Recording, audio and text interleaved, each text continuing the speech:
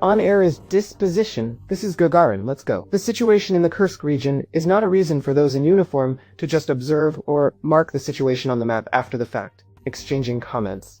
It's bloggers and broad-spectrum experts from talk shows who are allowed to exclaim. As for the military, it's already necessary to adjust the supporting structures of the defense system. Otherwise, expect uninvited guests. I dare to assume that the General Staff is now sorting out the issue of the secrecy of preparations for an invasion into the Russian region. Yes, some military correspondents wrote about Ukraine concentrating forces near the Russian borders, but everyone writes about everything now. Overall, the information about the concentration of Ukrainian forces did not sound threatening. Interesting here are the analysts' observations regarding the mass use of civilian clothing by Ukrainian servicemen to mask their concentration and plans. Now, I think the increase in the male population in settlements near our borders will be an even more alarming signal for Belarusian intelligence. Dispersed but clearly managed groups entered the Kursk region and infiltrated through strongpoints. When building fortified areas on the task of President Lukashenko, I'm sure this circumstance will be taken into account. We will have quite a few of them, and in peacetime like today we will work out all the measures so that in case of a signal that our neighbors are misbehaving, we will occupy these points.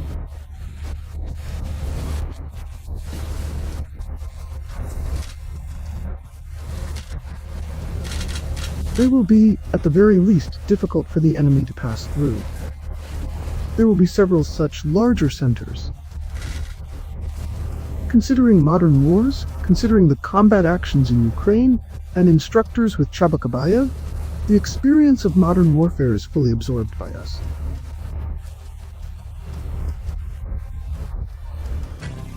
As for an effective tool against enemy units that have penetrated, Belarus has been concerned about this for about 15 years.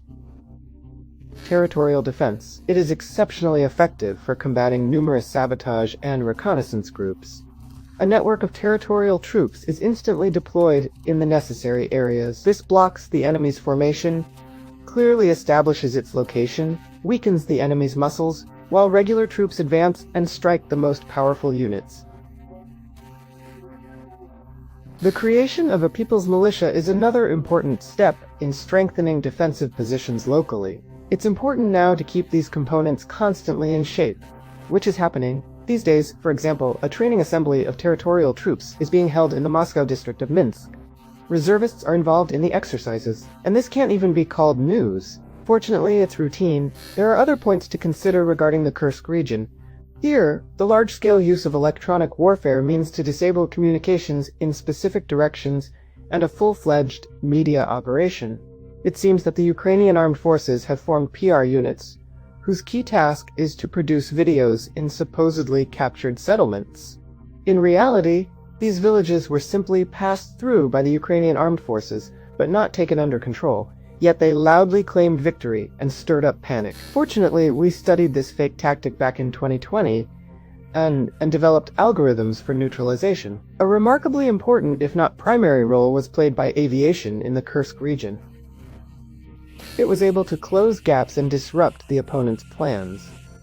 In the Belarusian Air Force, similar scenarios were also considered and measures were taken, including for accuracy in aviation management. Today, a forward aviation scientist has with him, firstly, mobility means, like a UAZ vehicle, automation tools, such as a tablet displaying the air situation in the necessary volume, his own quadcopter, the necessary radio communication kit, and so on. So of course we try to learn from ongoing military conflicts to progressively develop all components of our aviation.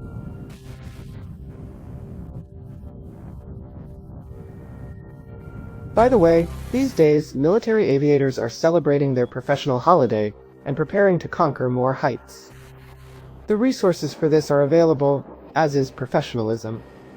In the near future, let's say, we expect the delivery of the next batches of new Mi-35 helicopters within the agreed contract terms. Well, I think it's no big secret that the next batch of Su-30 aircraft we plan to receive will be in the latest Su-30 SM2 modification. The Belarusian Air Force has recently gained the capability to use tactical nuclear weapons, and now we can only be defeated if they bet on zero. But let's hope that we will continue to enforce good neighborliness, not with military equipment, but with the determination to defend the country. This is the highest level of security piloting.